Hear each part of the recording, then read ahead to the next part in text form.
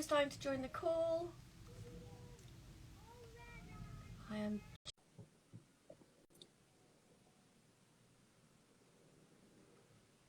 Hi everybody, I'm Kate from The Big Draw, and we're just waiting, and here he is. Hello.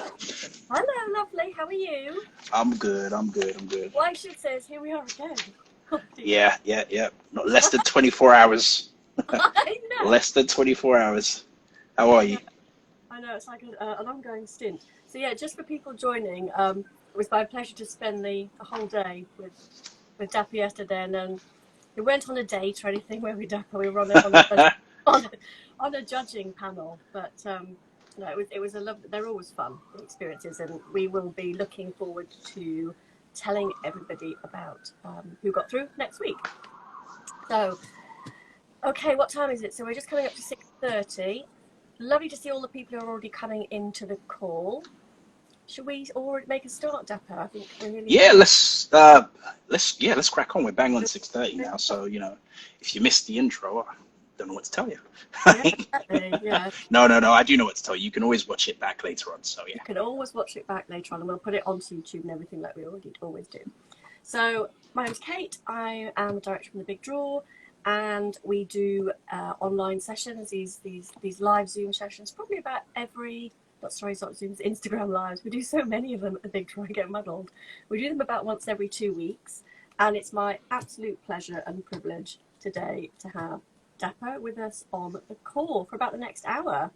So probably everyone joining will probably already know Dapo already, but would you like to give yourself a quick introduction? See, this is Oh my God. Yeah. Apologies because I suck at introducing myself, but my name is Dapo Adeola. I am a children's book illustrator and soon-to-be author. And you lot probably know me from the children's picture book Look Up. I'm also a character designer, and I'm self-taught, and I'm like 3 years into working in children's publishing. So yeah, that's the long and short of who I am. And there's lots of things that I know that Dapo and I were quite keen to cover today. And I know that when you've done these previously, Dapo, you have talked quite extensively about how you got in and, the 3 years and your background. And I think we wanted to talk a little bit more around that today, didn't we, both of us? And it may be that we end up there at the end, but we really wanted to talk more about books, visual literacy, industry, fees for artists and illustrators, education, all these sorts of things. So we'll be looking to spend the next hour hopping around all of these different themes. Maybe we'll end back up with some of the more, if people did want to find out a bit more that they didn't already know about your sort of routine, as it were, Dapo. But I have no routine. It's all ad hoc. That's the longest. I'm literally making it up as I go along. That's the whole point. That is the whole point, that people externally look at other people and they see, or they perceive to see, that they're in some sort of routine. Yeah, but they see that they're like in a sort of, a position of power, or they've made it or something like that. Yeah. And they don't see any of the slog for a start, but it's a lot of it's smoke and mirrors, isn't it, and perception. So maybe we'll talk about some of that as well. But I mean, just to get us started, Dapo will see where I'm going with this, I think, quite quickly. For anybody who doesn't know much about The Big Draw, it's drawing, but we're a charity. We've got a global festival. We do national contemporary art prize, arts and crafts prize. But really, what we actually do as a charity is we champion the role and the value of visual literacy. So this idea that if you've got your traditional literacies, your reading, your writing, some people might say your arithmetic, although that's strictly an art. But of course, those skill sets, of course, they're absolutely vital. I'm not taking away from that. But in terms of your traditional literacies, where are the visual literacy? So at The Big Draw, we champion the role, the value of visual literacy. And we do it in lots of different ways through different programs. But that's basically what we do. We're basically saying, do you know what? Visual literacy is just as important as traditional literacies, and that they go together. And I think probably there's nowhere else that you see in books, actually, these two areas that sort of collide. And I would suggest that sometimes they collide more fortuitously, perhaps, than others. But this was one of the reasons that when I first started seeing the work that you were doing, Dapo, online, and we'll get onto that incredible campaign that you ran, the open letter, I just thought, well, this is sort of what we do. This isn't just the talking. This is somebody doing it. This is visual literacy in action. This is somebody saying there isn't parity. If you look at the books that are out there, you look at the illustrators. I mean, you could tell us, Dapo, but maybe it's improving. But generally, the authors, the people who have done the written narrative, always get higher billing than the illustrators. Again, only 3 years into this, so it's literally all the stuff that I've seen in that period of time that I'm able to reflect on and draw from. And it is true, there has been a hierarchy, I feel, within the publishing industry for decades, where authors and text gets placed above artwork, to the point where it's almost like the norm for people to introduce us to a book cover, for example, do a cover reveal, and just not mention who came up with the visuals that we're looking at. And it's always struck me as kind of funny, because a lot of our favorite books throughout time, when we think about them, it's always the cover image that lives with us, right?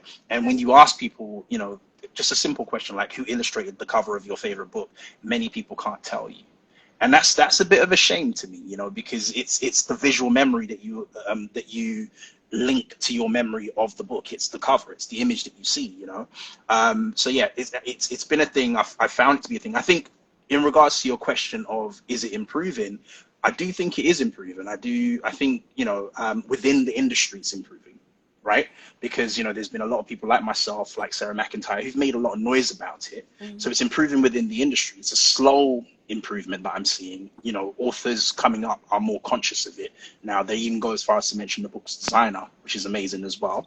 But I think what the problem is the industry has done such a good job of cementing this hierarchy as a way of being for such a long time, that even though the industry is improving, the impact it's had on the readers, it's going to take a long it's going to take a longer time to fix that, right, than it is to fix internally. Because you have people are accustomed to, readers are accustomed to, again, placing authors above illustrators, not respecting the visual art that they appreciate, that they take in, right? They're not respecting it, and it's irksome for me.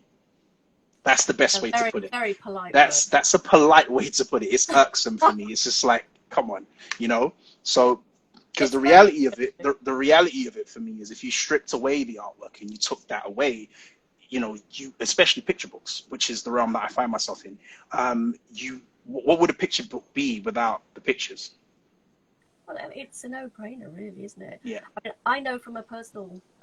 One thing as you saying, I was thinking, even just in terms of like the library cataloguing for books, if they had to change it all, I can, so even in terms of the library, so they'll go in the different disciplines, I suppose, but then they're going to do it under author, aren't they? Can you imagine? Right.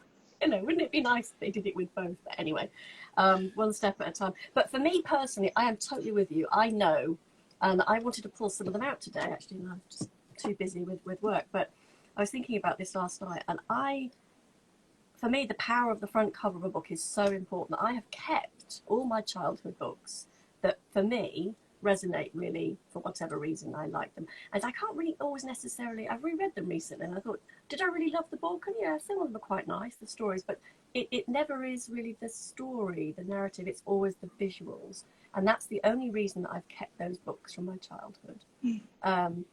And I sort of treasure them. They're from the sort of the age of, I suppose, about 5 to 15 or something. And they're so powerful, and the connections that we have with that. And I don't think it is just children's books as well. I think it is also, or even necessarily picture books. I think even with books that are, there's no illustration, there's nothing in them, it's just narrative. We all know that, the big blockbusters, the visual, the image that they have on the front, that goes such a long way as well in selling the book and making that statement about what the book's about. It goes a long way to drawing people in to buy the book, and then it's often what's etched in your memory when you think about the book. It's the front cover of the book. That's the visual link that you have to your favorite novel, what the cover looks like, whether it's colors or image. it's the visual link. When you dig deep into your memories, it's that visual that's always going to come up. So I think, you know, it's important that the people who made those visuals get some sort of acknowledgement, you know. Get credit, yeah. Right. As well, we'll get onto that later. I mean, in classrooms and in learning settings, do you think that when they are talking about a book at school, do you think they say, here's this wonderful illustrator, or do you think they do? No, I know for a fact they don't.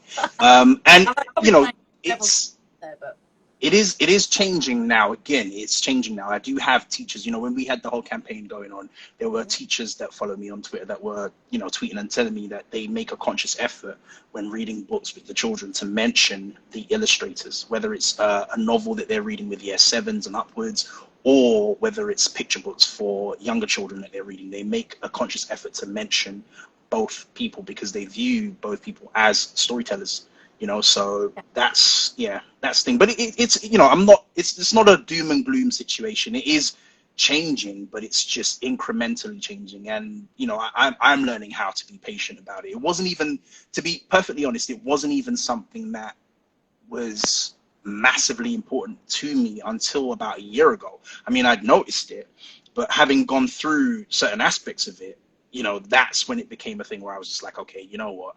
Nah, this isn't, you know, it's not acceptable. It's not cool. It should not be normalized, basically. And I think it's fair to say it was an incredibly successful campaign. Yeah, I mean, it grew legs, basically.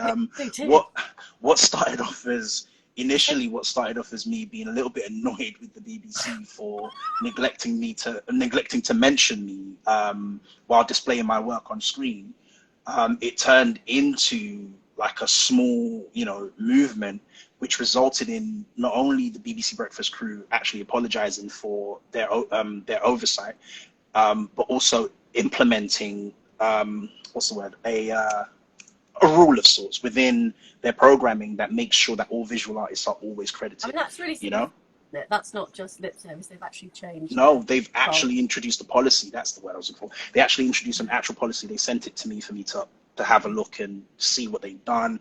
We had a long phone call about the whole process as well. They actually apologized, which was at the, you know, this is like 6 months down the line, but still it was, you know, an effort that was made on their part to acknowledge what had happened. And that was brilliant. And, you know, even if that was all that came off the back of it, it was still a win, you know, so it was great. And it's, you know, it's one of those things where I am now, I just consciously keep that as a part of what I do, but I try my best, because it's easy to slip into that kind of jaded illustrator role where you're just, you know, you're incessantly banging on about something. But I just want it to be a thing where I'm, as much as I'm talking about it, I'm also giving people a chance to show me that they're actually trying to be better, if that makes any sense. So, you know, I'm not telling people off about it. I'm just saying, okay, you might want to mention the illustrator when you're posting that book. And I'm glad to see that it's having an effect of some kind. Yeah. No, that's, I mean, I think it's integrity. The word is integrity, I think, isn't it? When when you were talking, it's having integrity with the project. Yeah. I mean, the publisher, I mean. Right, and you know, again, publishers I've worked with do the thing as well. They're very clear about it. I've had like, for example, Space Detectives is a book I worked on recently that came out recently. It's a brilliant book. In young fiction, it's very rare for the illustrator to have the kind of billing that I managed to get on the cover.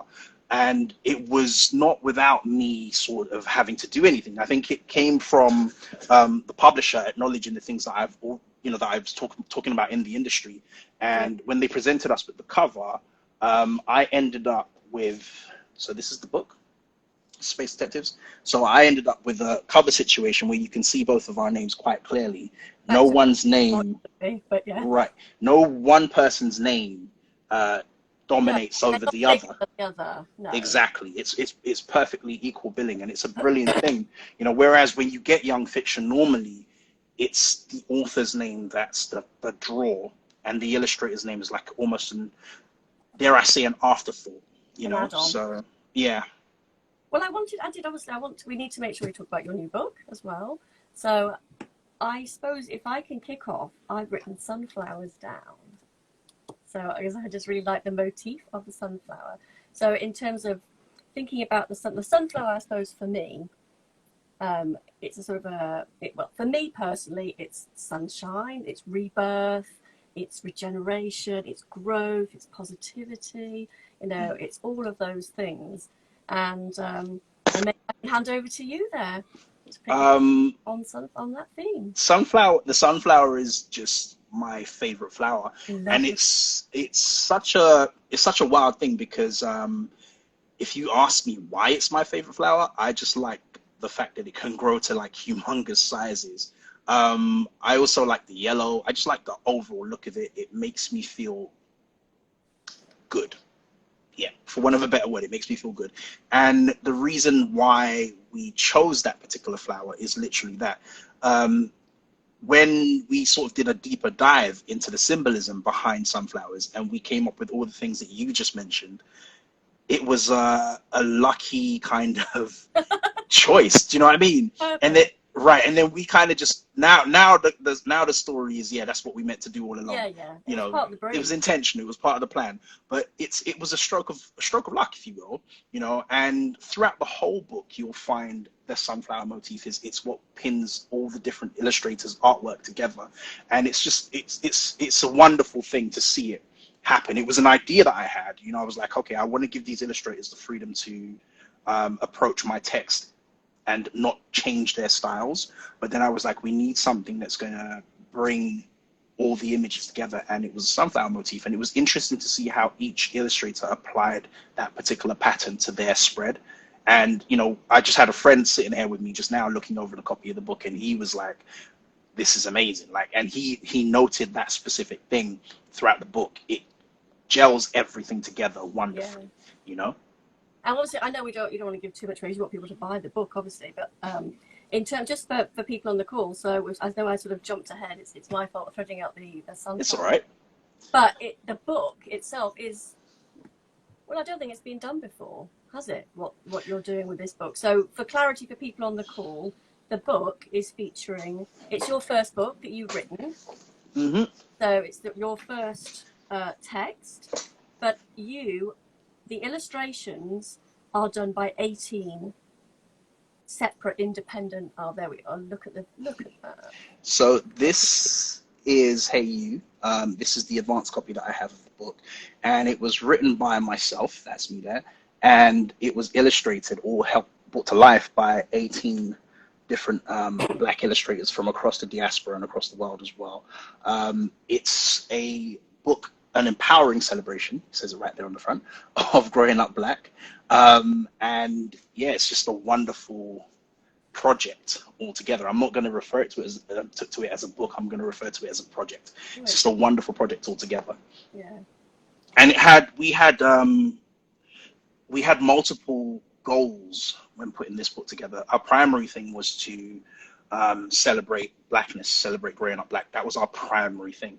And you know, the secondary thing was to celebrate black talent as well. Hence why we had 18 illustrators. It was also to spotlight black talent as well, because you know the misconception is that there isn't enough of it to go around in the children's publishing world. We have 18 in one book. Yeah. Right? Yeah. And it was to create opportunity for said talent as well.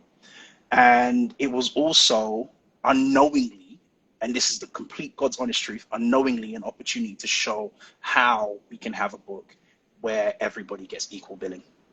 Yeah. With 18 I people. don't think it's been done before like this. I mean, I'm not in the industry. I don't know, but No, it hasn't been done before. Very unique. It hasn't been done before. We've had anthology projects. I've seen many anthology projects, but you don't get anthology projects in children's picture book form. No. You don't get many of those. And when you do, it's multiple authors and multiple illustrators. It's never this amount of illustrators tackling one text. Yeah. You know? Really interesting.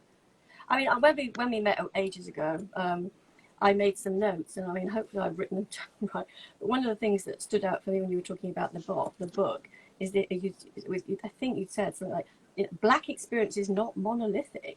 And in terms of this book wanting to have this, very, very rich, look at all these amazing voices. This is not, You know, there's been a lot that's gone on the last year, and it's not, you know, you just put one and you go, oh, there you go, there we are. You know, it's like, look at this is just a snapshot of you know, the tip of the iceberg. You can't say that this talent isn't out there. So, and the other thing that I'd written down about, which I loved about when you were talking about writing the text, I think I'd said to you about the process because obviously you've done illustrations, but you hadn't written a book before.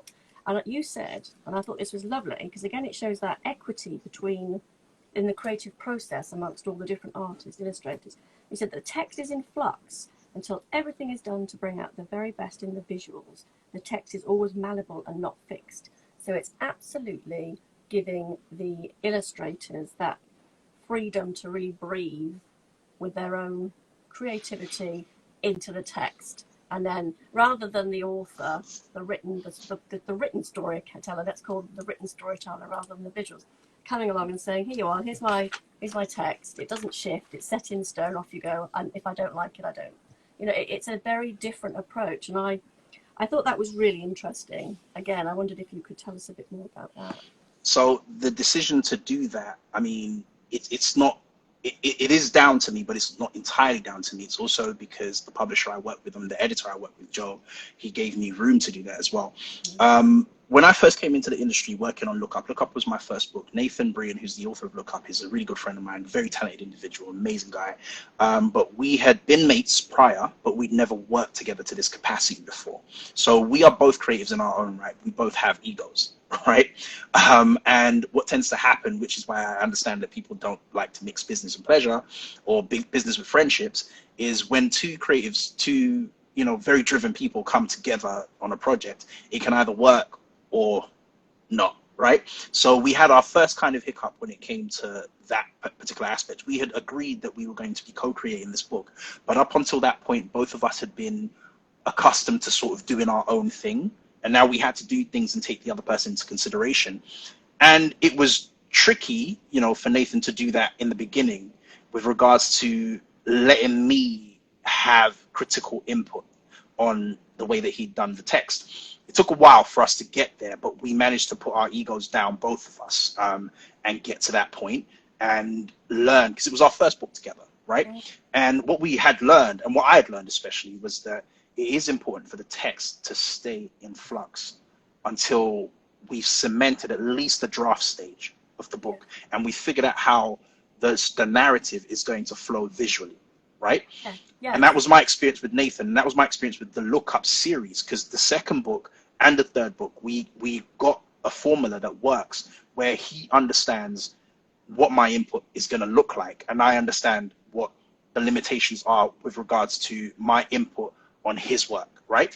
And it's a brilliant kind of harmonious situation that we have going on. Then I've worked on other children's books with other authors where, again, you know, and I learned this about authors, they're not used to having somebody come in and say, yeah, change that doesn't work. Again, it's just, they're not used to that. Where I'm the kind of person, even as a visual artist, I welcome that. I want you to look at the work and critique it and ask me if I can change this or change that.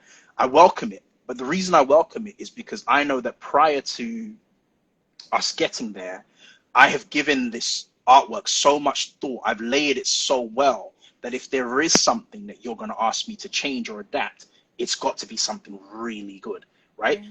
It's got to be something that I can't explain my thought process to you on, because very often if I've thought about it and I can explain it to you, then you'll be like, oh, that doesn't make sense, and I'll explain it to you, and you'll accept my explanation because now it makes sense. But if I can't explain that, then it needs to be changed.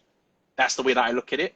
And I'm very intense with my work like that. You know, it's often the reason why I hand working quite late. But what that's taught me though is what that's taught me to kind of be on the other end of that as the illustrator is that it is important for the text to be allowed to kind of just stay in flux so it works with my work, you know, and I can develop I can deliver my best work when the text is allowed to change, because I can come up with some suggestions, for example, that isn't in that text, but it works with the story that we're trying to tell, right? It's a full storyteller. You're telling a story, right? Between the two right. of you. So yeah. story, so it does need to sort of bleed into each other a Right. bit. There needs to be an ebb and flow with it until we Yeah. get to that point at the end where all we're doing now is just adding color onto it. So knowing that and having experienced that and working with, Nathan, who was malleable, and we had a great situation, to another other authors who weren't as malleable in the beginning, who had to, again, it's almost like I had to repeat the steps that I had taken with Nathan each time. But learning all that stuff through repeating those steps, it was important that when I became the author, I allowed that flex, and we did allow it. And, we didn't have a situation where anybody came up with something that we hadn't envisioned in the text, right? But what we did do was we were able to tweak elements of what I'd written to pull out stuff that they had put in there, so that it just worked better. It just synced better. And it was such a great and fluid and very organic experience. I'm already keen to try again and see if we can top the book that we've got here. Obviously, we've got to let it come out first and see what it does. But, it was such a great experience. It really was. No, and you can tell. I mean, when you talk about, there's such passion there. It's sort of the creativity, and you can tell it. It was fun as well. It was enjoyable. Yeah. Hard work, I'm sure, no doubt, but that's still. But what's interesting is that obviously with Nathan, you have somebody you work very closely with, and I know from when talking, your the integrity is so important for you. So obviously, you also will choose. You'll also, want of a better word, critique the publishers and the people that you're working. You want to make sure that they also have integrity, so that all the different partners that are coming in to help create the project in different ways are all there on the same page, that they're not thinking, oh, well, they're putting the sort of, I suppose it sounds a bit naff, but they're putting the ethics, the kindness, the integrity right at the heart of the project. Yeah, and that was important with this. Just to give a little bit of history into how Hey You came about. Obviously, we had the George Floyd, tragedy that happened, in June, I believe it was, last year. And, it rippled all across the world. And I had my thoughts on it regarding how we approach race as a topic in children's picture books. And I just didn't think that we gave it the gravitas that it deserved, whether it was talking about, the negatives of it, or books that celebrated Black people in a non-monolithic fashion, So I tweeted something about this, and my editor Joe, we follow each other online, and he saw my tweet, and he made a comment to his bosses about commissioning me to potentially do something. And I on Twitter, I don't know if people that follow me on Twitter might know this. I just go off sometimes. I just be talking, and I didn't think anything was going to come back. So when Joe approached me, he was like, Daps, I'd like you to write the book. I was very much like, dude, I don't think I'm the person to write this book. I'm not in any way, shape, or form an intellectual on the topic. But he broke it down, and he was like, you're writing a children's book, you're not writing a book for adults, so write it from the heart. So I kind of, before putting pen to paper, we had, during that period of time, we had a lot of publishing houses and companies coming out and declaring Black Lives Matter and all that stuff. And, the Black community, right, all the virtue signaling that was happening, the Black community, we didn't trust that, to be honest. A lot of us didn't trust that. And I didn't. And, when I was approached by Joe to do this book, my first thing to do was to speak to his bosses. And I wanted to find out, what are you doing, both on and off the page, to back your declaration that Black Lives Matter? What are you doing for the employees that work at your publishing house? What are you doing? What's your plan, basically? And I asked to speak to Francesca Dow, and I can't remember the other lady's name, but they were both, in very top positions at Penguin Random House, and they both granted me an audience. We spoke for 2 hours. They presented me with a like an eight-page manifesto detailing what the plan was for Penguin over the next 5 to 6 years, and how they were going to improve their workplace for black people and other minorities. And we talked this over because it was very important to me to not so much hold them to ransom in any way, but to hold them accountable, right? Because the way I looked at it was, you're not being forced to make these promises or to say these things. And also for me, it's a receipt, because if I do this book and this book goes out and it becomes, your, for want of a better phrase, your token black book, right? Comes out, it's dealing with black stuff and it does well, and it kind of earns you some sort of accolade as being a more, aware publisher, right? And then maybe like 5 years down the line, you're doing something very questionable, right? I can always just be like, well, when I did this book, I had a conversation with them and this is what they promised, because that's my way of being, accountable for why I decided to do this book, because I've seen it happen before. I've seen, creatives come into working for a company with the best intentions and do a project around race, and then the company, because, we don't control the company. They can go off and do something completely different. Like they might end up publishing somebody who is notoriously wildly racist, right? Yeah, and that's right. Exactly. And that's got nothing to do with me. So for me, it was just about safeguarding. It was the duty of care that I had to myself and also to the other illustrators that I was asking to get on board this book, to make sure that we had some receipts for the promises that were made by the publisher. Should things down the line turn out any which type of way, when we started this, we had all the integrity in the world to do what we were supposed to do. So whatever they go on to do does not tarnish the book. No, and I'm sure that helped all the 18 different artists, illustrators as well, is that they knew that the integrity was there, obviously with you, but they had that extra layer that you had afforded them by having this conversation with the publisher as well. So yeah, I mean, and the duty of care went beyond just that initial conversation. There were other stipulations that I had for me to be able to do this book. It was, again, that when we come to promo in the book, we worked with 18 other people. They need to be front and center at everything. We are going to be doing a big draw Insta chat with a few of them present as well. So like, I didn't want the usual promo thing that would have happened, which would have been all focused on myself, all focused on the author of the book. And also because the author just happens to also be an illustrator, it would have been, it could have been easily just swayed that way, and the other contributors would have been an afterthought. So what we're trying to do is we're trying to create as equal a platform. Basically, I said that I'm not doing any promo without at least one of them present. If they're able to make it, if it is the kind of promo that allows room for that, it has to be there. And also, even if it doesn't allow room for that, we have to figure out a way to, if possible, make it so that it does allow room for that. At least one of 18, it's 18 people, at least one or more of them is going to be available. So they should be present for the ride at all stages, Yeah, no, we can talk more about that at the end, but yes, I am absolutely looking forward to many more conversations with you and your colleagues around all of this, the other artists. One of the things that I've got here, just picking up on what we were talking about there, I've written the notes I took at the day when we met. I've written, I'll tell you what I've written, I hate celeb books. So I suppose the point I'm making, I think, with my notes is just to contextualize it so it doesn't sound like I'm just being... I'm sure some celebrity books are fine, and I'm not necessarily knocking the narrative them necessarily, but I think what I probably object to is that, in many instances they are extremely famous. Well, I mean, pretty much all instances they're from media or actors or whatever. They've got no previous, you think, oh right, okay, so you're suddenly writing a book, are you, or illustrating a book?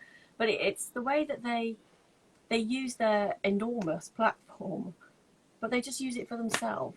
And you just think, okay, a bit shit at being an author and an illustrator, but you know what? You've got a platform, fair dues, go for it. But why don't you use your platform to help other people?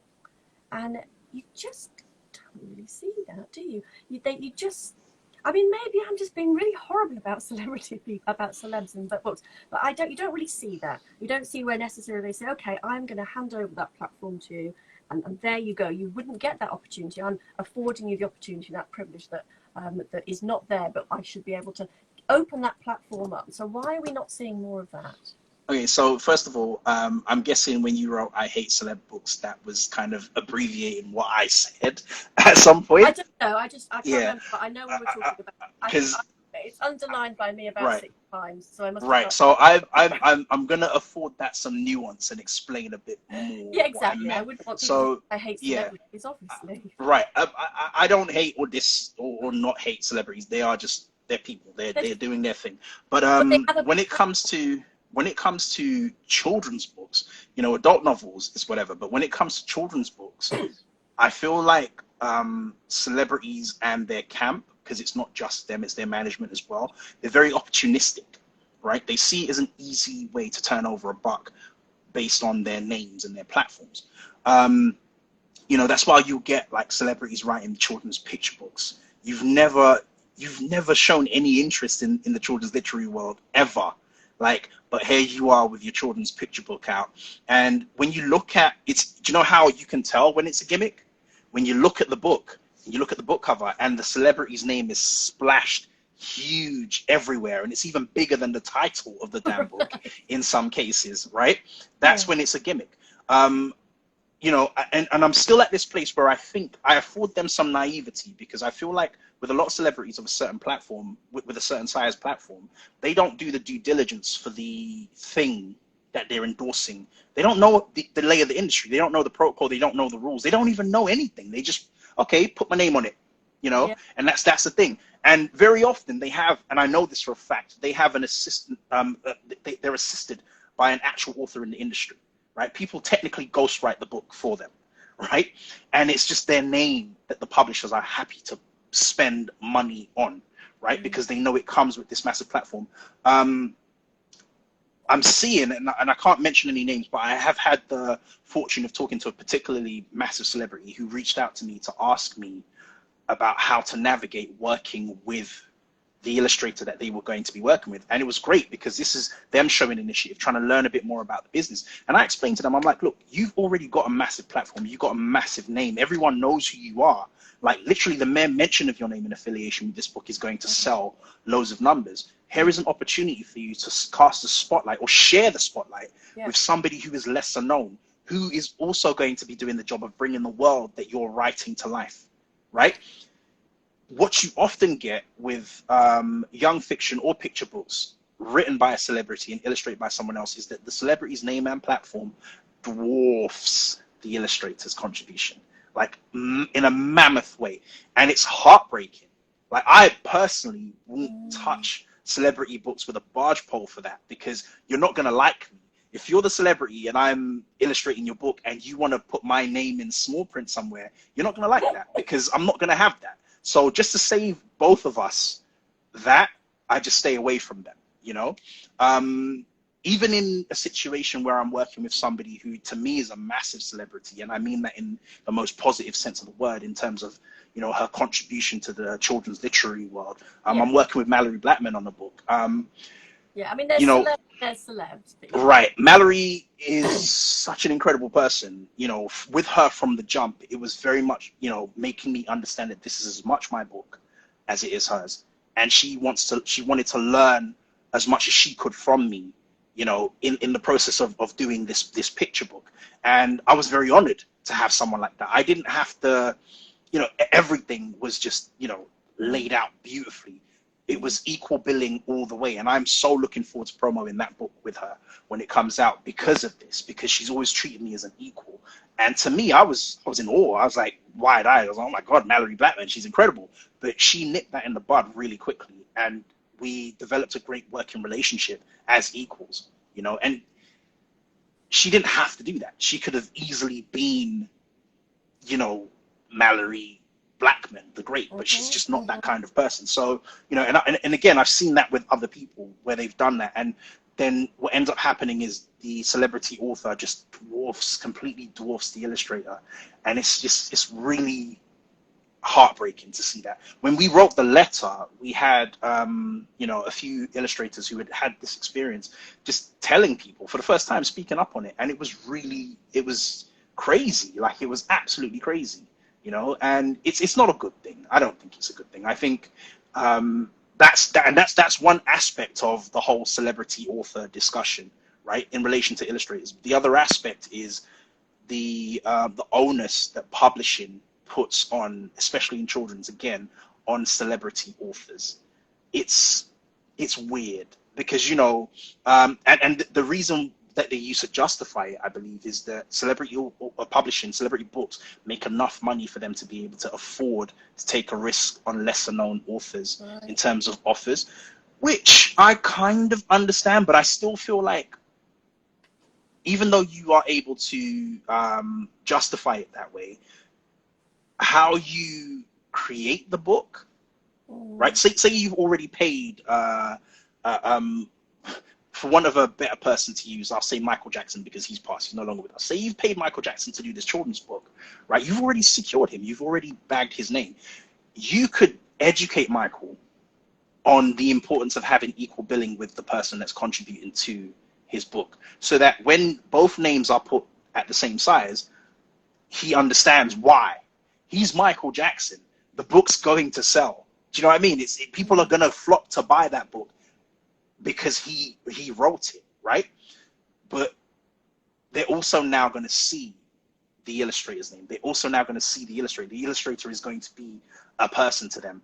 And you're going to, it's a way of building the illustrator, just effortlessly and easily building the illustrator. And it doesn't, the thing that bugs me is it doesn't take a colossal amount of effort. And the celebrity isn't losing any ground. They're not losing anything, you know? So I just... Here, actually. God. I think we've hit a nerve here, Dapo.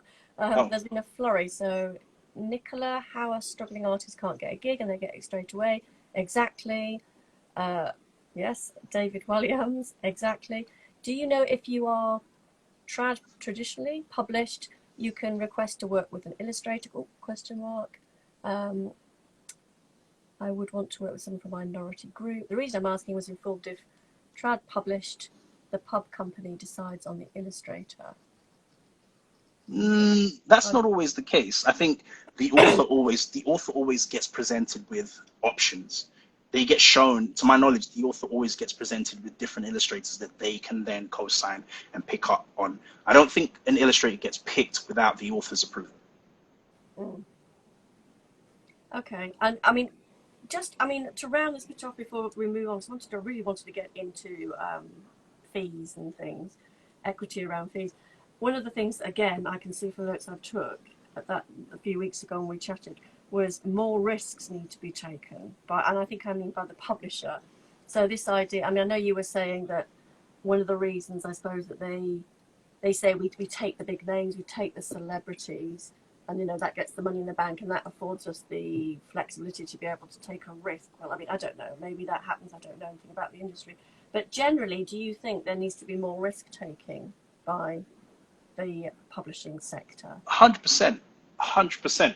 There needs to be more risk taken, you know, in terms of the talent that you're signing up, and the kind of stories that you're allowing people to tell. You know, there needs to be more risk taken, and risk doesn't necessarily mean dangerous. You know, it doesn't necessarily mean edgy or whatever. It just means that, you know, you should be, you should be looking for different narratives. And you shouldn't be afraid of the different narratives, because what tends to happen is, you know, I've seen this happen. Publishers will come across a different narrative, and then they'll do their best to make it fit into a mold that they're familiar with. Right. You know, and that's something that I think needs to stop. Like that's what I mean by risk. You know, because when I say risk, people often associate risk with this huge danger, and no, it could be a small thing. Like take that risk and step outside of the comfort zone and the box that you've become accustomed to working in. You know, step outside of it. Yeah. Okay, so how long have we got? God, we're getting through it, aren't we? Quickly. Yeah, we got time. I'm not rushing. We can go a little over. We can go a little over an hour. I'm good. Joy chatting with you, my lovely. Illustrators fees. I mean, this isn't just illustrators fees. This is a much bigger, massive issue within the arts, cultural, creative, however you want to spin it. Basically, artists, illustrators are massively underpaid and undervalued. And, you know, there's so many different organisations that try in different ways to advocate about this lack of parity.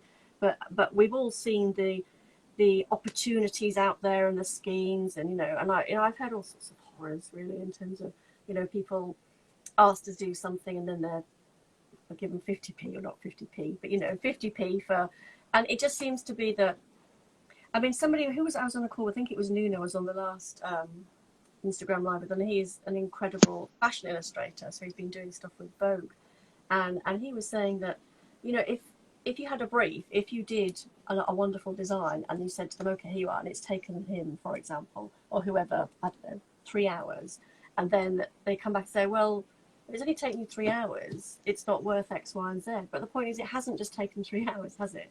It's taken, you know, 3 hours and 30 years.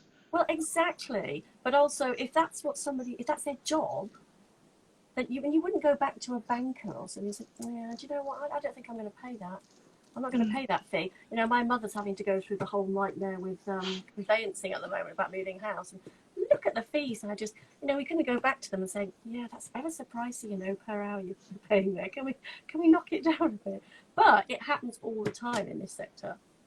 Yeah. All the time. And one thing that we've talked about, and again, it's got my little stars next to it, it's been underlined about a million times, trade standards for what people get paid, open and transparency needed. Definitely, I think there needs to be more transparency from the publishing industries with regards to the amount of money that they put into illustration when it comes to books. There needs to be more transparency. There needs to be more discussion around it. There needs to be discussion around the amount of work that's required for some books as well versus the amount of money that's being paid and the amount of time that's being allocated for said work to be done. I think there's a practice with illustrators for us to have to take on so much more work, right, than we should, and which leads to burnout, which leads to all kinds of unhealthy, you know, situations that we find ourselves in just to earn a decent living. Yeah. And that's not on at all. I'm new to this. I've only been here for a short amount of time, and I'm already seeing this. I'm already experiencing this as well. I've been very fortunate in the choices I've made and you know, the things that have happened in my career, and you know, I'm able to confidently say that I command a decent fee for the amount of work that I do. It's down to having a great agent and also delivering as well, in terms of myself delivering. But I've met other people who I actually believe to be much more talented artists than myself and more experienced, who haven't commanded the money that I've commanded for the work that they've done. And it's really baffled me. You know, it's a twofold thing, I believe, as well. I think, yes, the problem does lie with the industry, but I also think the problem to an extent lies with the illustrators and the things that we've allowed to become normalized when it comes to us and working practice. And I'm here to advocate for illustrators to get more money, to be treated better, and to be allowed more time to recover from the toll of working on books. A lot of us goes into the work that we make. A lot of energy, time, tears, sweat, everything just goes into the work. And you know, many illustrators will tell you this, many writers will tell you this. By the time you finish a significant size project, you're exhausted. You know, but the treadmill requires you to get back on and go again. And we just keep going. I've been working nonstop for 3 years. These bags, they weren't there 3 years ago, you know? And I dread to think what it would have been like if I was commanding a less fee for the amount of work that I'm doing. I would have given up a long time ago, because I could technically make more money doing my own thing outside of the industry, you know? And commanding my own fees, doing my own thing, you know, and it would be less stressful to a degree as well. So, you know, just to kind of cap it off, I think, you know, yes, a significant part of this can be attributed to the publishing industry, but then there's also another chunk of it that can be attributed to us as well. You know, you got things like Fiverr, for example, where illustrators are undercutting each other left, right, and center, offering less, you know, smaller fees for the same. Imagine somebody is doing, and I'll be upfront with this. Somebody is doing the equivalent of what I do for like $1,000, right? They're doing it for like £1,000 to illustrate one picture book, which then makes people who are approaching people to do this think that that's the norm, and that's not the norm at all, right? For a whole book. For a whole book, £1,000 for the illustration, it's not the norm at all. Like, books on average take about 6 months to illustrate, right? On average, picture books take about 6 months to illustrate. Some people can do it in less time, that's cool. It could be down to how they work and, you know, what the book's subject matter revolves around as well. But on average, it's about 6 months to illustrate a children's picture book. And I tell people this all the time, the minimum that you should be paying for 6 months of work is £1,000 a month, which is minimum wage, right? Roughly, minimum wage is slightly higher than that, but that's the minimum that you should be looking to pay. And it goes up from there, depending on various things like what type of book it is, the fee the particular illustrator commands, but it shouldn't be any less than that for a picture book, especially if it's a picture book that you intend to go and sell and make profit from on the market. But then you'll have people saying, well, my budget is just £500 and da, da, da. And I advise, you know, illustrators regularly, do not take that job. Don't take that job, because what it means when you take that job, and, you know, I'm aware that people have bills to pay and some people aren't in the position to refuse certain jobs, but don't make it a standard practice for yourself, right? Because what it means is you are now lowering the rate for everybody else. For everybody. It's not just yourself. Yeah, right. It's not just yourself. And, you know, it affects the market. It affects the value that's placed on the work. And the reality of it is, it doesn't change the value that the consumer puts on the work, because consumers buy illustration because they enjoy it. They enjoy visuals. They love that. They'll pay that money for it. It doesn't change the market value of the book. The book's not being sold for cheaper. No. All it's done is it's changed your end of the production value. Yeah. I mean, if you that's all it's done. It's only one bit of the chain, the illustrator, that's getting getting shafted. The shitty end of the stick, really. Yeah. Getting shafted. So, you know, and that's why I say, you know, as much as we can, you know, turn our finger at the industry and say, you know, it needs to improve and pay more, we also need to demand more. You know, and I'm very grateful for the agent that I have, because I'll be honest, I had no idea what a fee was. When she told me, I was like, oh, okay, well, we'll go with that then. You know, and she's good at her job, so yeah. I mean, I think this idea, this thing that you were saying, this trade standard idea is such a good one. I mean, I don't know. I know there's other really good organisations like AOI and all the rest of them, and maybe they're already looking at some of this, but it seems there needs to be some sort of manifesto or, as you say, trade standard. It feels like there's a massive gap there. Yeah, I mean, and again, to kind of set the standard, again, it's about empowering illustrators to reach out to each other, for example, and have that conversation. Be transparent. Talk about how much you earn. I'll talk about it. Anyone asks me, I'll tell them. I don't mind talking about how much I earn. Like, I don't mind it at all, because I don't feel any way. If it helps you to, you know, demand your worth, then my work here is done. I mean, the thing you were saying, I mean, about illustrators, you know, undercutting each other and stuff, and if everybody got together and said, oh, so and so's been in touch with me, they're trying to undercut. If they all just stuck together and said, no, none. And agreed that this is the fee, then what will happen is this will be the fee, you know? Yeah. But it might not happen. People saying it's shocking. Yeah. So again, I think we've hit a bit of a nerve on that one. There was a question. I joined late but wanted to ask, can you talk about art notes by writers and whether you hate them, love them, or are you neutral? I'm somewhat neutral in that I welcome them, and if it's not working, then I'm just going to ignore it. I treat them as optional. So there we are. Nice straight answer. There was one thing I wanted to pick up on, and I know I said we didn't want to sort of get too embroiled, because you've done it. I know you've done it so many times on your own about, you know, how you got there and all the rest of it. But I wanted to pick up on one bit, which I think is relevant in terms of what we were just talking about.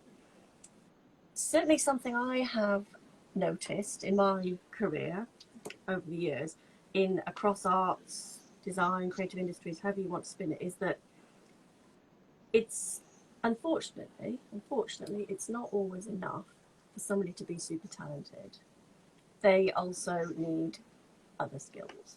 And it may be that they bring those skills in and they have a good partnerships, they have good friends, or however it works. But, you know, bringing in some of that, I'm afraid to say, business acumen, the marketing, you know, you can't get away with.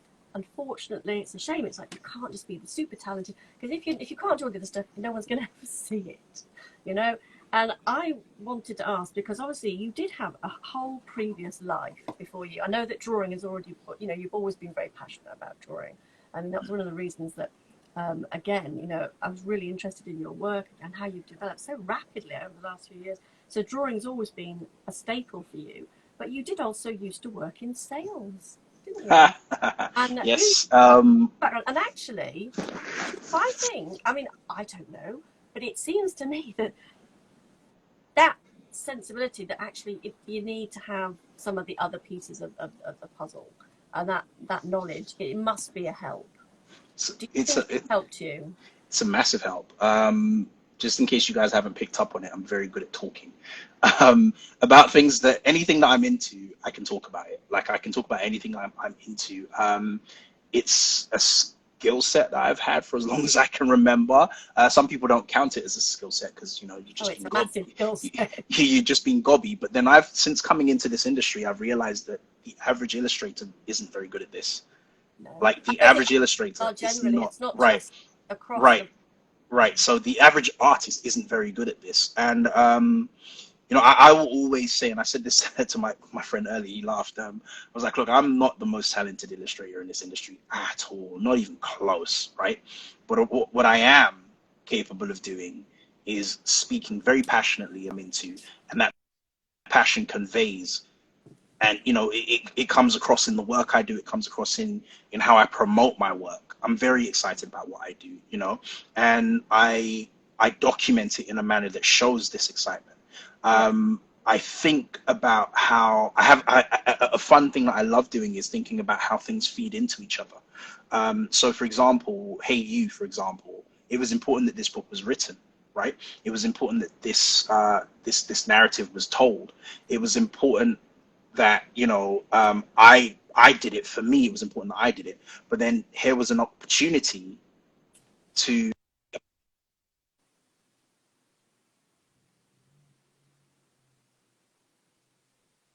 Can you hear me? Sorry, I think I might have cut out just then. Yeah, you did. You're back now. Yeah, I think I might. Sorry, my phone was ringing. It's an opportunity to. The book was not only an opportunity to tell this narrative, it was an opportunity to create a platform for other people, to showcase the illustration talent within the Black diaspora, and also to deliver a positive message to Black children across the world, right? And we could do all of this in one book, right? This is something that other people might have spaced out or not taken the gamble on, but it was very much a marketing thing where I was like, okay, we can do all of this thing with one book, and we can do it well if we are organic and clever about the way that we do everything. It has to be genuine, right? It wasn't gimmicky. It was very genuine. It was very well put together. And the end result is this wonderful book that we have.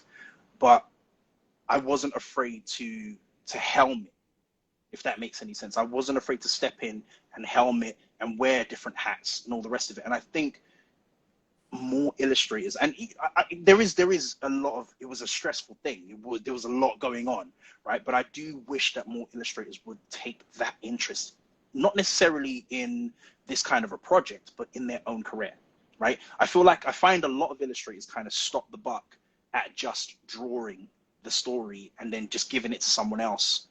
You take care of that. One of the things for me was I wanted to learn all the different aspects of how a book was made, right? So straight off the bat, coming into the industry, I was interested in areas that other illustrators I find just don't really know anything about or aren't interested in.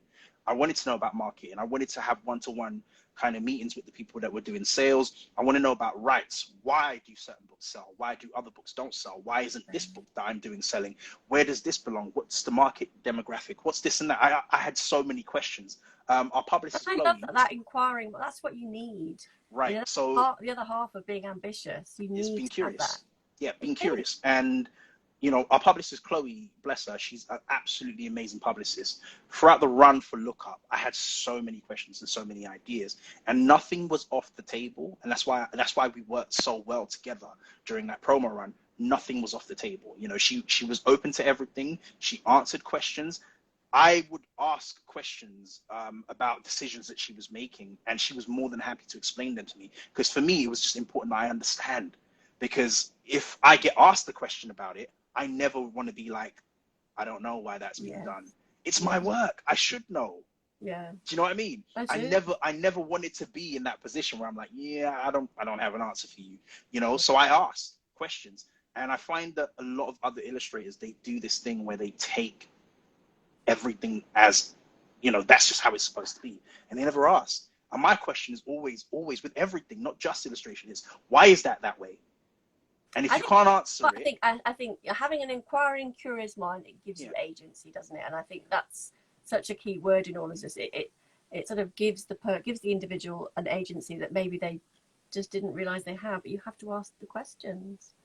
I'm mindful of the time. We've got a couple of minutes left. I'm okay to go beyond. Are you all right to go a little? I'm all right to go in about 15 extra minutes. I'm good for that. Yeah. And Sandra, is Sandra still on the call? Sandra, because I know I'm recording it. It doesn't stop recording. Right? No, it doesn't. It keeps going these days. It used to stop an hour in. Now it doesn't do that anymore. All right, I'm all right, because otherwise the team will tell me off if I go over and it doesn't work. If I don't record it right, I'll get told off. So I've got written here. So 10th of June, I think that's the book date. Is that? Yep. Right? The book is out 10th of June. Which is like literally around the bloody corner. It's out 10th of June. And, yeah.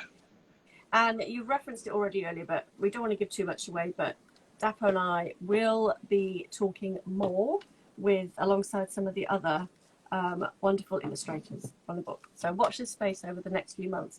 But yeah, in the last section, so I've got I suppose the bits the things that are left on my notes. I mean, this curiosity, this inquiring mind, which I'm really interested in, and it links back to a lot. It links back to the big draw, actually. When we talk about education and schooling, and I think there's still kids who are often creative at school sometimes still get labelled disruptive. The kids that, I mean, one of my children is a little bit like that, mentioning no names. But whereas they'll be talking about something in the classroom, and she'll be so excited and so passionate about it, she'll just blurt it all out. She'll blurt out what she thinks, and then she gets told off for not putting your hand up, or even she gets told off for just put your hand up. Anyway, but it's that creativity that wanting to know, wanting to ask questions, and being inquiring. And I think it's such a lovely thing that you see in young people. And I don't know, I think it would be lovely can we talk a bit more about that and how you think? Because I mean, I see that you have an incredibly inquiring mind, very busy mind, and you want to know stuff, don't you? Yeah. To me, that's an important thing. I love that about people. I like people that are curious, people that ask questions, children especially. I think all children should be curious to learn about the world that they live in, and how things work. With regards to the curiosity in children and the education system, I think that's quite problematic, because I don't think the education system encourages curiosity. I think it encourages conformity. Absolutely. I totally agree. I don't think it encourages or rewards curiosity at all. I think it punishes curiosity, to be very honest with you. Growing up, in school, in secondary school, I went to a predominantly black school. There were loads of black kids who were curious, and they may have not had the necessary manners or mannerisms to express the curiosity in a desirable way to the teachers, but the disruption of the class, the asking questions, all of that stuff, to me, that's a sign of curiosity. The challenging of things that the teacher might say, about a specific subject, that's curious. That's inviting discourse, and teachers don't like that. Yes. In my experience, a lot of teachers don't like that. It might have changed now. I haven't been a student for decades, but I don't think it has changed that much. I'm not sure whether it's the system that the teachers have to operate within that doesn't give room for that, or whether it's the teachers themselves that don't make room for that. Because I have been fortunate enough, while I was a student, to have teachers who really did like that, who engaged me, and we had the best discourse and discussions as a result, and I learned as a result, but then I also had other teachers who preferred us to be silent and not challenge them, and not have a question, and not challenge something that they've presented to us as fact, So it's a tricky thing. Before I start rambling, because I'm prone to rambling, that's my kind of view on it. Basically, I think the system doesn't reward it. I think it kind of wants you to not question things, to take certain things as gospel, and then to come out after you've graduated or passed or whatever and find a nice job and work for somebody, repeating the same process of taking instruction and not challenging anything. I think that's the system that we live in. And that's not me saying don't go to school, kids. It's not me saying that, but it is me sort of acknowledging that that's unfortunately the system and how the system works. You know, it's designed to encourage conformity all the way through. I think it is the system rather than the teachers. Yeah. Unfortunately, and I think that many teachers that we know come in brimming full of hope and joy. Yeah, and 2 years in, that changes. And they're broken because they're just so restrictive it's so restricting what they are actually allowed to do, unfortunately. I think there's there needs to be so much more room for play, a playful approach, and being allowed to make mistakes, and that the mistakes making is part of the curiosity and the process. I think there's a thing in our culture today that it's not just with kids, it's with grown-ups as well. It's that whole thing about, oh, you made a mistake. But it starts from childhood. It starts from childhood, yeah. It's ingrained in us. The fear of getting it wrong is ingrained in us. And as a result, I think, and I've seen this with adults in my family, there's this, fear of getting it wrong, which leads them to convey or project the image of somebody who's always right and above reproach or above questioning. That's my biggest issue. I'm an adult. I'm 38 years old, but that's my biggest issue with adults. This whole thing, I don't know if anyone can relate to this, but when I got to 30 plus, I started looking around at all the adults around me, the elders, if you will, and I realized that, pardon my expression, but none of them had a bloody clue what was going on, and they were 60 plus, and they hadn't had a clue all this time. Because age does not mean maturity, it doesn't mean knowledge, it doesn't mean wisdom, it just means age, right? It just means you're older. It doesn't mean anything. There are people that are not necessarily wise, though. Right. It doesn't mean that. It means there are people that are like 67 and they've been making the same bumbling mistakes since they were 17, and they haven't learned anything. They've just grown older, But especially in my culture, there's this thing around elders where the elders are, because they're older, they're above questioning, they're above challenge, and I don't relish that. I made a very conscious decision myself to always allow room for that with the children in my life, to learn from them as much as I'm trying to teach them, and this again goes back to the school system. It all starts from there. We're taught that teachers can't be questioned. They can't possibly be wrong. And it's not until you're older and you realize that's just a person. People are fallible. Like, people are hugely fallible, and when you get older and you realize that, for me, I'm not gonna lie, I was completely disappointed in humanity when I learned that. I was like, come on, everybody's just a person trying to figure this thing out. And I think the greatest thing that we do, the greatest service that we do to the younger generation, is to kind of lead them to believe that we don't get things wrong because we're adults and we're older than them. We don't get anything wrong. We get things wrong all the time, and they should be encouraged to have that grace to get things wrong as well. That, don't you? I mean, even if I just use my kids as an example, I'm not knocking any of their teachers or anything, but they are just people. And quite often they'll come home, one of them in particular has been told off for talking again at school or something. And I'll say, look, they don't know everything. They're just people like, oh no, they do, their teachers know everything. Or, we'll get a letter home and it's a bit mean, I shouldn't do it, but I'll have a little laugh because there's a spelling mistake on the letter or something. It's very petty, I know, but it just makes me laugh. And they'll go, oh no, you're wrong, Mummy, it can't be right. They're right. And I was like, no, that's definitely a spelling mistake. And oh no, because they can't. I was like, yeah, all right. But it's you as children, you assume that, you accept it. But I mean, to what you were saying, I think there's a whole other session in this. But in terms of models of learning and pedagogies at school, there are so many models out there that schools could adopt, and they don't. They're sort of rigid in terms of the current. There are, in terms of opportunities for teachers to actually, it not to be so linear, the learning that you're talking about, for it to be much more about learning together, so co-learning, so it's more of a collaborative approach to learning. So the teacher, as the grown-up, is actually learning something on the project in a very hands-on way at the same time as the child. That's always the best way. And it may be that they can help take that a bit, the narrative a bit, just to help give a bit of structure to it, but they are still finding out and exploring and learning in a very playful, creative way at the same time. If your students aren't teaching you, then I don't think you're doing your job properly. Yeah, I mean, obviously it doesn't really work like that, but yeah, I know it's. I mean, I like you. I feel very, very strongly about it all.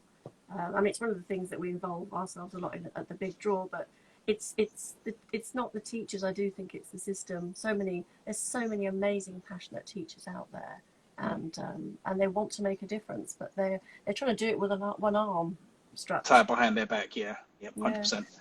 We've got some questions for you. Let me just have. We've got quite a few things actually. Nope. Someone said Mo graphics not changed much in state schools. So I'll read them all through, and then if you want to see which ones you want to answer. So Workers Gallery. Do you think that 16 and 17-year-olds 16 and 17-year-olds being able to vote here in Wales in a year's time might help? So presumably shift that focus. We've got Elizabeth Hammond saying art is essential if creativity was valued from the top of the national curriculum supported the arts, and utilising creative process to learn would encourage more curiosity in schools. I absolutely agree. More trust in teachers to deliver subjects creatively, not always box ticking. I think that's a really good point. Teachers don't have confidence actually to do these things. India has a promising national education policy with room for creativity. Gosh, we've really opened a box here. To avoid stereotyping, Yoruba, I'm really sorry if I've said that wrong, culture does not maintain that elders are infallible. There are plenty of proverbs. Anyway, so we're getting lots of hearts for you, Dapo. And, This is somebody who's slightly ticked off by me mentioning that in my culture we are taught to believe that elders are above reproach. That's my experience of the culture. That's it. Like I speak to my experience. Yeah, I mean, I also, when we're talking about art in schools and how it's taught, I also believe that art is taught as a hobby. It's never taught as a business. It's never taught as a viable actual career option. It wasn't done that way when I was in school, and to my knowledge, it's not being done that way now. Like, we don't learn about finance when it comes to art. We don't learn about marketing ourselves when it comes to art. We don't learn about any of those things. You have to learn all that stuff on the job. We are taught art as if we're being taught art history, which is a whole subject in and of itself. We're not taught about technique and ability. We're not taught about how to go on beyond school and work in the industry as an artist. You know, we're not taught that at all. Like, we're not taught that at all. And that what you end up with is people graduating, finishing art courses, getting decent grades, but not knowing what to do. I know. We see that all the time. And, you know, they do really well, they get incredible grades. And what they also have within that system, the university system or the college or whatever it is that they don't realise it at the time, but they have got a support system. So they've got their friends, they've got their peers. Obviously, I know it's been very difficult this last year, obviously, but generally, and before that, they're in a bubble really. They've got all that support there. Their opportunities are fed to them. Their friends are around them, and then suddenly they end, and they just sort of drop it. It's all gone, you know. And I know that some courses try really hard to carry on the provision to sort of that transition through, but I think it's very difficult. There needs to be a lot more done. I totally agree in terms of preparing people for what comes next in terms of what they're going to need. It's not going to be enough, is it, for them just to be really creatively skilled? They're going to need to be incredibly resilient, because they're going to probably get tons of rejections at the beginning. They have to have all of the skills that we've been talking about in terms of being able to sell themselves and marketing and business planning and budget. You know, they are going to need all of these things as well. And there's also, you know, with regards to the resilience, there's also a mental health aspect that I think educators are missing a trick when they don't talk about the correlation between mental health and the creative practice. You know, that's another thing that a lot of people are unprepared for. You know, again, I'm not sitting here expecting the education system to make this big shift and start teaching all of these things. I'm just literally observing and commenting on what I've observed. I try with people that approach me to talk on these things to kind of try and share the pearls. I do it on Twitter all the time. I try and share whatever it is that I know as best I can. Whether you take it or not, I don't have any control over that. But, you know, I'm trying to share that. And there are several illustrators out there who do the same.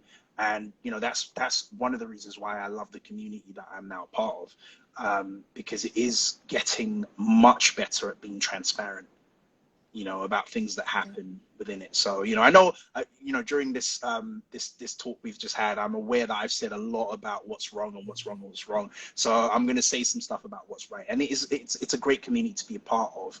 And it's a very helpful community as well. And, in my experience, people have been very open when, being asked about things and being approached about things. So, yeah.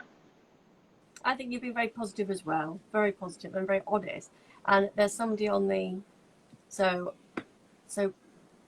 Chrysigant Studios. I'm sorry, I probably said that wrong. My course made me depressed for years, and it's not a good place to be in for making work. I'm very sorry to hear that. Yeah, sorry, ma'am. But I know it's certainly it's not uncommon, and certainly in the last year, it's been a very challenging year for everybody. I think in terms of their mental health and how they have coped with that in different ways. Yeah. I don't know. Certainly I found it tough, Dapo. I don't know about you. I'm very happy for people on the call to know. I don't know if you know, Dapo. I have very severe OCD. I'm out there. I'm out. It's all out there. So it's nothing new to people. And I manage it, and I have all my different drugs that I take, and I'm okay. But it's been a challenging year, I think, for people with a whole variety. We're not all perfect. We're not all robots, are we? So, yeah, I've come to learn that I might possibly be a high functioning anxious person, and all my productivity that people see is a result of that. Like, I don't know how to stop, and so far it's been great. Like, it's worked a treat, but it is becoming a thing. So, we all, I think we all have something. It's just recognizing that, though, isn't it? Yeah, it's owning it and then doing what you need to do to remedy it. Yeah. So yeah, in that respect, it's been, even though, and I say that to say that even though from the outside looking in, everybody's looking at me and they're thinking he's having such a stellar year, and I'm having a great year. Loads of great things that I'm doing are working, but I'm overworked. Like, I'm overworked because I can't switch off, and I'm always having an idea, and I have an idea, and then it becomes thing, and then it's got to be followed through, and it's got to be done, and then before it's done, I've had another one. So it's just, so I'm learning how to wind that in and finish things, and then let them sort of bear the fruit that they're going to bear, and then pick which ones I'm going to kind of follow through on before starting something else. That's what I'm learning how to do. Like, so yeah, it's been a crazy time. Yeah, so thank you for your honesty around that. But I know everyone, as you say, everyone's got something. So, and we all try and cope in our different ways. There's a couple of more generic questions that maybe we can round off on. Yeah, I've just seen my little girls keep putting their heads around. Are you finished yet? I don't know if you can see me, but I've been going like this. Go. That's what I've been doing. I've seen you look up, but I haven't seen you wave them out yet. Well, I've been doing it underneath. Go away. So I suppose some of the questions that were there earlier.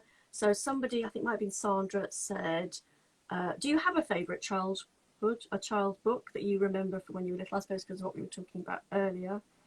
And what next, I suppose? And I know you've got some big things coming up, and lots of secrets that you're not allowed to share and all the rest of it. But some stuff that you are allowed to share, or maybe... the bane of my existence in this. Oh, in answer to the favorite childhood book, my favorite childhood book was The Witches, by Roald Dahl. It's one of my favorite stories. It's a classic for me. I can reread that, and Matilda, actually, I quite enjoyed that because Matilda was somebody that I could really relate to as a kid. In answer to what's next, oh my God, what is next? Well, this book comes out next month, and I have this, a lot of amazing things which I will be sharing later on have happened already for the book. Like, it's done successfully, amazingly successful as a pre-order. It's done really, really well, and thank you everybody for showing up for that. I'm really very touched that people have shown up for that in the way that they have. I have a sneaky feeling that things are going to change in a significant and rather scary way. This is where the anxiety comes in. Like, I'm anxious about the change that's going to come when I make my author debut, which is what this book is going to be. Look Up was a massively successful book, and I'm working on the third book in the series at the moment as well. So that's next. I'm also working on. Oh, I also have another book coming out with Mallory Blackman, which I mentioned in September, which is crazy. I've recently finished a spell doing character design for Disney TV in America and Warner Brothers Animation. And I'm actually looking. Everyone, are you allowed? You just told me. I can tell them. Allowed? I can tell them I worked for them, but I can't tell you what I worked on. Right? Got you. All right. Yeah, so that's the NDA. And what I'm hoping to do next year, because I had such a great time, and also because both studios have made it very clear that they'd love to work with me again, is I'm hoping to do more character design development for TV and just see where that goes. And again, it's all about learning, because at some point I'm going to want to helm things. I'm going to want to pitch things. I'm going to want to, do my own thing within these spaces. So I just want to learn as much as I can from the ground up how things work, So, don't be surprised if you see those kind of announcements get made in the future. But, I'm in a great space. I'm in an absolutely fantastic space. I'm in a very privileged position as well. And it's not without the work, because we did a lot of hard work to get here.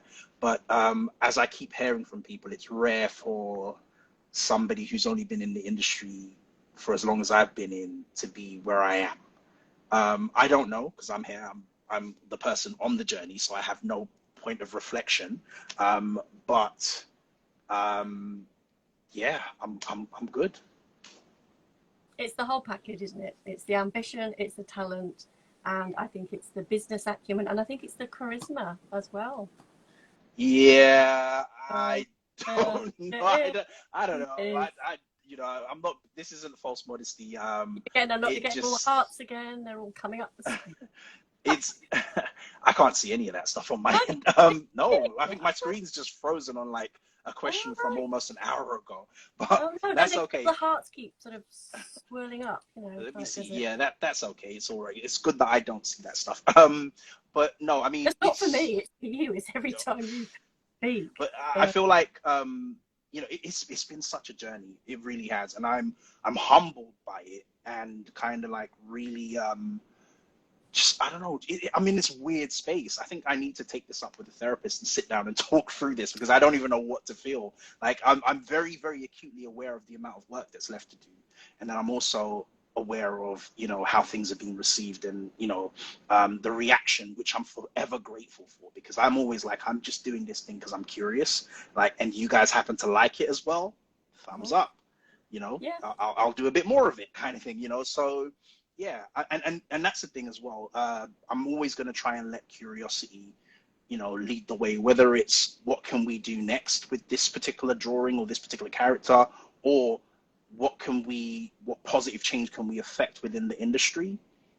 That's always going to be my thing. What can we get away with doing that's going to be good, and it's going to yield a positive and pleasant result, Yeah.